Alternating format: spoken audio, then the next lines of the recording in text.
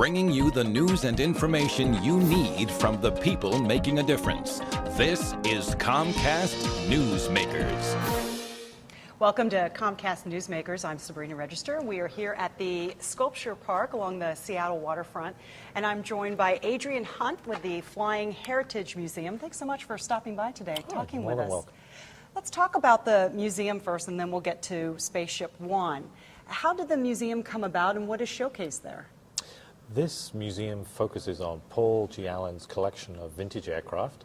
Most of them are from the Second World War, and most of them fly. And they're on display at Payne Field in Everett, and we're open 6 days a week during the winter.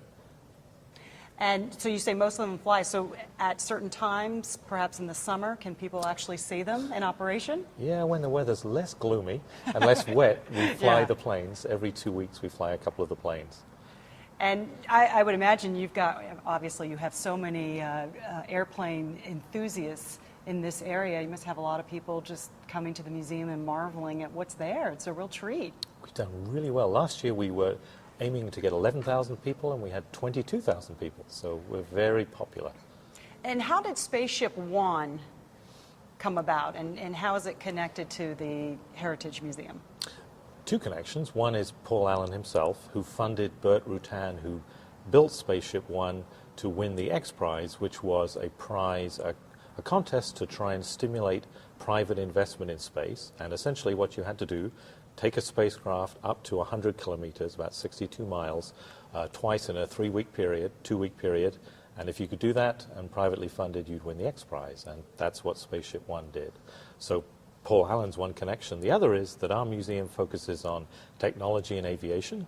And we have the first rocket plane from the Second World War, a little German plane. And that is sort of the great-great-grandfather of Spaceship One. So we have that connection too. So we've got some pictures that we want to show of Spaceship One, and I want to talk about it as we look at these pictures. But this was back in 1996 when the prize was offered, correct? 1994. 1994, okay. But it wasn't until 2003 that the first flight occurred, is that right? Correct, yeah. Okay. So tell us the process for Spaceship One to be able to win the prize. All those years in between, what was going on? A lot of development, and this is cutting-edge technology. You know, before that, only governments had put people into space, and for somebody with private resources to put a craft into space took a tremendously innovative engineering. And yeah, Burt Rutan is on the cutting edge of aeronautical technology and design, and so he produced this amazing thing. But it took a long time, and it was a race. There were several other people trying to win the X Prize and trying various odd ways of getting up into space, rockets and whatever.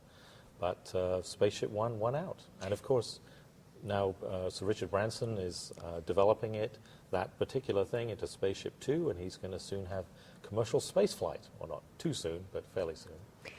One of the pictures that we have shows the jet power engine, which was called White Knight, I believe? White Knight, yeah. Basically lifted Spaceship One fairly high, then Spaceship One zoomed up to 62 miles and then came back down and glided back down under its own power. So Spaceship One was then donated after the flight to the Smithsonian, but there were replicas, correct? Correct. If you go to the Smithsonian on the mall, you go in there, one of the doors, there's the Spirit of St. Louis, and right next to it is Spaceship One.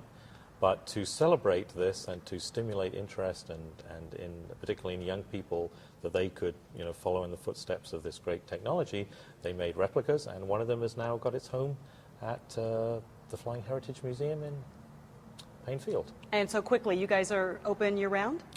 7 days a week during the summer, closed on Mondays during the winter, 10 to 5, amazing collection, wonderful things to see. And this is at Payne Field in Everett. At Payne Field in Everett. All right, yeah. Adrian Hunt with Flying Heritage Museum, thank you so much. Thank you. Thanks for watching Comcast Newsmakers, headline news at the top of the hour.